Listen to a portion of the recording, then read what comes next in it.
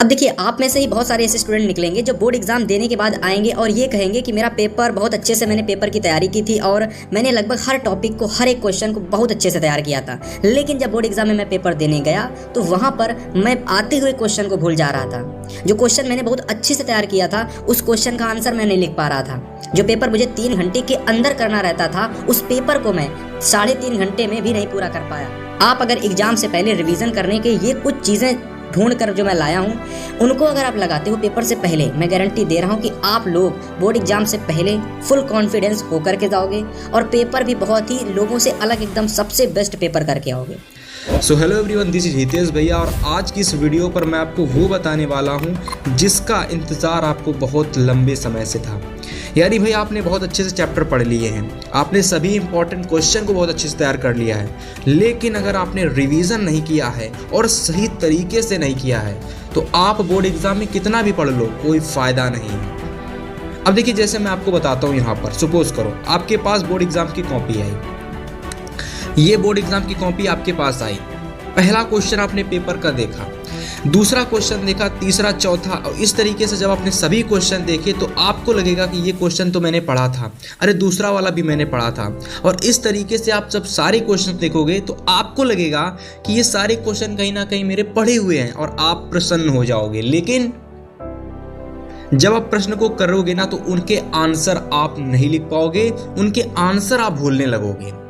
किसी का क्वेश्चन का आपको आधा आंसर आता होगा, किसी की स्टार्टिंग ही आपको नहीं याद होगी और किसी क्वेश्चन में आप दूसरे का आंसर लिख के चले जाओगे और आपको ये पता चलेगा कि भाई जब बोर्ड एग्जाम करके आए ना, उस पेपर में जो हम सोच के गए थे भाई 95+ या 90+ लेकर के आएंगे, उसी पेपर में हम बोर्ड एग्जाम के बाद देने के बाद में हम ये सोचते हैं कि काश मेरे 80 नंबर ही आ जाए इसमें। ऐसा क्यों होता है? आप बहुत अच्छे से तैयारी करते हो, लेकिन आपने सभी चैप्टर को बहुत अच्छे से पढ़ा, आपने सभी इंपॉर्टेंट क्वेश्चन तैयार किए, आपने बहुत मेहनत की, लेकिन एक गलती की वजह से आप रिवीजन नहीं सही करते हो। वो एक गलती जो आपके पूरे मेहनत पर पानी फेर देती है, वो है रिवीजन सही से ना करना। और आज की इस वीडियो पर मैं आपको वो बताने वाला हूँ कि आपको रिवीजन करने के ये 3 तरीके यहाँ देखिए, और ये सभी प्रैक्टिकल तरीके हैं जो कि हाल ही में जो टॉपर हुए हैं 2024-23 वाले और बहुत से ऐसे जो टीचर हैं उनके द्वारा बताई गई कुछ चीज़ें हैं। आप अगर एग्ज़ाम से पहले रिवीजन करने के ये कुछ चीज़ें ढूंढ कर जो मैं लाया हूँ, उनको अगर आप लगाते हो पेपर से पहले, मैं गारंटी दे रहा हूँ कि आप लोग बोर्ड एग्जाम से पहले फुल कॉन्फिडेंस होकर के जाओगे और पेपर भी बहुत ही लोगों से अलग, एकदम सबसे बेस्ट पेपर करके आओगे। तो चलिए, सबसे पहले देखिए यहाँ पर रिवीजन करने का सबसे पहला तरीका। आप गलती क्या करते हो, सबसे पहले मैं आपको वो बताता हूँ। देखो, आपको क्या करते हो कि जैसे कि मान लीजिए आप हो, आपने कोई टॉपिक या चैप्टर पढ़ा, आप पढ़ने के बाद में क्या करते हो, दूसरा टॉपिक तुरंत स्टार्ट कर देते हो और पहले टॉपिक का, जो आपने टॉपिक पहले पढ़ा है, उसका आप रिवीजन नहीं करते, एक बार देखते तक नहीं हो कि उसमें मैंने क्या क्या तैयार किया था। बस उसको एक बार पढ़ लिया, फेंक दिया, दूसरा टॉपिक फिर उठाते हो, फिर उसको तैयार करते हो, उसको फेंक देते हो, फिर तीसरा उठा लेते हो, रिवीजन नहीं करते। और ये रिवीजन आपको तब पता चलता है जब बोर्ड देने जाते हो, तो आपको क्वेश्चन का आंसर ही नहीं याद आता है। तो देखिए, सबसे पहला काम माय डियर आपको करना क्या है कि सबसे पहले जब किसी टॉपिक या किसी चैप्टर को अच्छे से पढ़ लो, पढ़ने के बाद में क्या करना है कि YouTube पर जाना, उसी टॉपिक को सर्च करना। YouTube पर जाना, उसी टॉपिक को आप सर्च करना, कम से कम 2x या 3x स्पीड पर आपको वो टॉपिक दोबारा देख लेना है। एक बार हो सके तो 3 बार भी YouTube से एक बार अच्छे से उसको पढ़ लेना है।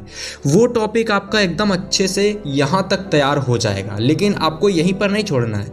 अब आपको क्या करना है कि 2 बार उसे लिख कर तैयार करना है। मतलब ये पेपर आने तक मैं बता रहा हूँ, आप ये नहीं कि डेली उसे लिखो, डेली नहीं लिखना है, पेपर आने से पहले उसको 2 बार लिखकर तैयार कर लेना है। बस 2 बार, कभी भी किसी भी समय 2 बार लिखकर तैयार कर लेना उस पर्टिकुलर टॉपिक को बस। इसके बाद उसकी आपको माइंड में इमेज बनानी है और आपको मैं बताने वाला हूँ एक ऐसा, यहाँ देखिए, यहाँ पर मैं आपको बताऊंगा BRTL मेथड, और ये मेथड फॉलो करके आप रिवीजन को इतने नेक्स्ट लेवल पर ले जा सकते हो कि आप किसी क्वेश्चन को सोचोगे और उस जगह को सोचोगे और आपको क्वेश्चन याद आ जाएगा। ऐसा ये तरीका आपका BRTL मेथड है। फिलहाल आपको यहाँ पर सबसे पहले देखिए, किसी क्वेश्चन को जब आप तैयार करो, मान लीजिए पहला क्वेश्चन है, दूसरा क्वेश्चन है, तीसरा क्वेश्चन है, कोई भी क्वेश्चन है, उसकी इमेज आपको अपने सामने बनानी है। आपने एक क्वेश्चन को अच्छे से तैयार कर लिया है, आप पर्टिकुलर उस क्वेश्चन को देखो और उसको बार बार थोड़ी देर आंखें खोलो, थोड़ी देर बंद करो, थोड़ी देर आंखें खोलो, थोड़ी देर बंद करो। उसकी जो इमेज है वो आपके माइंड में धीरे धीरे बनने लगेगी और जैसे ही आप पेपर देने जाएंगे उस क्वेश्चन को देखते ही देखते आपको उसका आंसर आपके माइंड में आ जाएगा कि ये वाला क्वेश्चन कहीं ना कहीं इस पन्ने में था और इसका आंसर ये वाला होगा, और आप फटाक से उसका आंसर लिख दोगे। तो इसको मैंने बोला है माइंड में इमेजिन करना। यानी किसी भी क्वेश्चन को आप जब तैयार कर लो तो देखिए पूरी स्टेज से आपको करना है। पहले 2 बार लिख कर अच्छे से तैयार कर लेना है, 2 से 3 बार उस वीडियो को 2x या 3x पर देख लेना है, और इसके बाद में फिर आपको ये करना है कि माइंड में उस क्वेश्चन के आंसर का इमेज बनाना है। ठीक है, और मैं बता रहा हूँ ये तरीका अगर आप फॉलो करते हो तो बहुत सारे, कम से कम बहुत सारे स्टूडेंट्स से आप आगे निकल जाओगे, और ये होता है एक टॉपर मेथड। आया समझ में? फिलहाल अब मैं आपको आगे के कुछ और रिवीजन करने के तरीके बताने वाला हूँ। बहुत आसान है, अगर करोगे ना तो आप बहुत सारे लोगों से आगे निकल जाओगे और आप 90+ नहीं, एग्जाम में आप 95+ लेकर के आओगे प्रत्येक सब्जेक्ट में। ठीक है, फिलहाल अगले की बात करते हैं अब। तो देखिए तरीका नंबर हमारा दूसरा क्या है। ठीक है, अभी मैं आपको BRTL मेथड बताने वाला हूं जिसको फॉलो करके ना आप नेक्स्ट लेवल पर रिवीजन को ले जा सकते हो। दूसरा तरीका क्या, पेपर से पहले जैसे मान लीजिए कोई एक क्वेश्चन आपने तैयार किया तो उस पर्टिकुलर क्वेश्चन को टहल टहल कर आपको याद करना है। ठीक है, आप मतलब कि आपने क्या किया कि किताब उठा ली, आपका मन नहीं है कि हम बैठ कर याद करेंगे, आप ऊपर चले गए और आपने उस क्वेश्चन को टहल टहल कर याद किया। ऐसे दूसरा, तीसरा, चौथा क्वेश्चन आप 1-2 घंटे में सभी को निपटा सकते हो बिना लिखे, बिना कुछ किए। बस क्या, कॉपी ले ली, इधर उधर घूमने लगे, क्वेश्चन को देखा, कभी इधर पढ़ा, थोड़ा उधर देखा, और आपको टहलते टहलते क्वेश्चन बड़े अच्छे से तैयार हो जाएगा। ठीक है, टहल टहल कर क्वेश्चन को तैयार करना है। अब देखिए जब आप टहल टहल कर क्वेश्चन को तैयार करो, इसी में प्लस करके एक चीज आपको और जोड़ लेनी है जो कि है BRTL मेथड। ये BRTL मेथड कैसे काम करता है मैं आपको यहाँ बताता हूँ। देखिए जब आप किसी एक प्रश्न को उठाओ, मान लीजिए आपने क्वेश्चन नंबर कोई फर्स्ट उठाया, ठीक, अब ये क्वेश्चन आपने उठाया, अब इस क्वेश्चन के लिए क्या करना है कि आपको मान लीजिए आप ऊपर चले गए, इस क्वेश्चन को किसी जगह आप तैयार कर लेना कि मैंने अपने घर में क्वेश्चन, ये वाला क्वेश्चन इस जगह तैयार किया है। अब जब आप पेपर देने जाओगे ना तो आप जब उस क्वेश्चन को देखोगे तो आपको वो जगह याद आ जाएगी। अब जैसे ही जगह याद आएगी ना तो आप ये सोचोगे कि मैंने उस जगह पर इस तरीके से क्वेश्चन तैयार किया था, और आपको उस क्वेश्चन को याद आ जाएगा और वो आपको 100% वो क्वेश्चन याद आ जाएगा। इसको मैंने बोला है BRTL मेथड, यानी ब्रेन रिमेम्बरिंग। ठीक है, ब्रेन रिमेम्बरिंग थिंग। एल से क्या हो जाता है, एल से कोई चीज़ होती होगी, फिलहाल इसको मैंने BRTL मेथड नाम दिया, ब्रेन रिमेम्बरिंग थिंग, और एल से है learn, brain remembering thing by learn. ठीक है, ब्रेन द्वारा। ठीक है, इस तरीके से आप चीज़ों को याद कर सकते हो। प्रश्नों को याद करते समय जगह बदल बदल कर तैयार करना है। आपने प्रश्न नंबर 1 मान लीजिए आपने अपने छत पर तैयार कर लिया, ठीक है, किसी एक कोने में बैठकर। प्रश्न नंबर 2 आपने घर के नीचे मेज पर अच्छे से तैयार कर लिया बैठकर। प्रश्न नंबर 3 आपने अपने घर के या फिर कहीं पर भी जा कर के ऐसी जगह पर याद कर लिया, और उस जगह का पर्टिकुलर आपको स्थान याद रखना है। और जब पेपर देने जाना है तो आपको उस पर्टिकुलर प्रश्न को देखना है और आपको ये सोचना है कि ये क्वेश्चन हमने कहाँ तैयार किया था। मैं गारंटी दे रहा हूँ आप कोई क्वेश्चन नहीं छोड़ के आओगे एग्जाम में। ठीक है, ये वो तरीके हैं रिवीजन करने के जो टॉपर अपनाते हैं, और आप लोग अपनाओगे ना तो आप भी टॉपर बन सकते हो। फिलहाल अब मैं तीसरे की बात करने वाला हूँ। तीसरा जो हमारा पॉइंट है वो तो बहुत ही ज़्यादा कह सकते हो कि सभी लोग फॉलो करते हैं। आपको क्या करना है, थोड़ा सा अलग मैं बता रहा हूँ। देखिए आपको क्या करना है कि सबसे पहले पिछले 10 साल कह रहा हूँ मैं, 10 प्रीवियस ईयर पेपर आपको उठा लेने हैं, चाहे वो आपके 2024 की हूँ, 23 की हूँ। ठीक है, 24 या 23 के ही उठाना ज़्यादा बेटर रहेगा, 22 के बाद उठा लेना। तो 2024 या 23 में से आपको टोटल 10 प्रीवियस ईयर पेपर उठा लेने हैं, और क्या करना है जिससे कि आप उस पेपर को बोर्ड एग्जाम में 3 घंटे के अंदर सॉल्व कर लो, क्योंकि 3 घंटे का पेपर आता है और 3 घंटे के अंदर आपको पेपर करना रहता है। तो सबसे पहले क्या करना कि 10 प्रीवियस ईयर पेपर जब आप उठाओ तो उन पेपर को 10 के 10 पेपर में से क्या करो कि आपको सभी MCQ उठा लेने हैं। 10 सेट होते हैं, 10 सेट के सभी MCQ उठा लेने हैं, और आपको क्या करना है प्रतिदिन 20 मिनट के अंदर सभी MCQ को सॉल्व करने का, फिर कह सकते हो कि OMR में पूरे तरीके से भर करके सॉल्व करने की प्रैक्टिस करनी है 20 मिनट के अंदर ही अंदर। और इसके बाद में आपको लॉन्ग क्वेश्चन यानी जो पेपर के लॉन्ग क्वेश्चन होते हैं जो 50 नंबर के आते हैं, 4 नंबर वाले जिसमें और 6 नंबर वाले क्वेश्चन होते हैं, इन पर्टिकुलर क्वेश्चन को आपको अलग से समय देना है और इन क्वेश्चन को आपको कोशिश करनी है कि 2 घंटे या 2.5 घंटे के अंदर ये मेरे सॉल्व हों।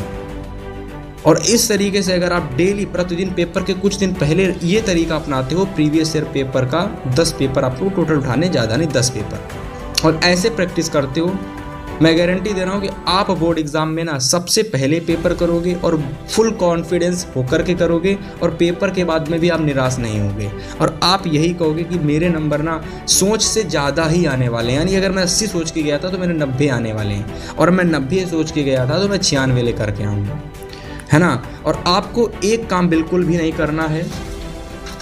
बहुत सारे स्टूडेंट क्या करते हैं कि प्रीवियस ईयर कोई पेपर उठाते हैं और उस प्रीवियस ईयर पेपर को क्या करते हैं, पूरा पेपर सॉल्व करने लगते हैं, और जब वो पेपर उनसे सॉल्व नहीं होता है तो वो भाई साहब डीमोटिवेट हो जाते हैं और उनको ये लगने लगता है कि मैंने जितनी तैयारी की थी, मैंने जितने इंपॉर्टेंट क्वेश्चन तैयार किए थे और मैंने जो भी तैयारी की थी वो मेरे लिए सब की सब गलत साबित हुई। यानी वो पूरी तरीके से डिमोटिवेट हो जाते हैं और फिर से क्वेश्चन तैयार करने लगते हैं। तो भाई मैं आपको बता दूं, आपको ऐसा बिल्कुल नहीं करना है। आप सबसे पहले पहला कोई पेपर उठाओगे, पूरा कभी भी नहीं सॉल्व कर पाओगे। आप 3 घंटे ले लो या 4 घंटे में भी उस क्वेश्चन के पेपर को आप पूरा नहीं सॉल्व कर पाओगे, ठीक है। तो करना कैसे है, सबसे पहले 20 मिनट के अंदर एमसीक्यू पूरे लगाने हैं, ठीक है। नहीं लगते 30 मिनट में लगते हैं, कोई बात नहीं, लेकिन कोशिश करनी 20 मिनट के अंदर अंदर सारे क्वेश्चन, अंत में 10 पेपर तक आपकी प्रैक्टिस बन ही जाएगी। वही चीज़ आपको लॉन्ग क्वेश्चन में अपनानी है। जब पेपर वाले दिन या फिर एक दिन पहले आपको पूरा पेपर सॉल्व करने का प्रयास करना है, ठीक है। मैं ये नहीं कहता कि आप करो, मन है तो कर लेना, लेकिन ये 2 तरीके जो अलग अलग वाले तरीके हैं, आपको ऐसे 10 के 10 पेपर तैयार करने हैं प्रीवियस ईयर वाले, ठीक है। इस तरीके से प्रैक्टिस करोगे 3 घंटे के अंदर पेपर आपका हो सकता नहीं, हो जाएगा। तो चलिए अब मैं आपको बताने वाला हूँ अगला पॉइंट, जिससे कि आप रिवीजन बेहतरीन तरीके से कर सकते हैं।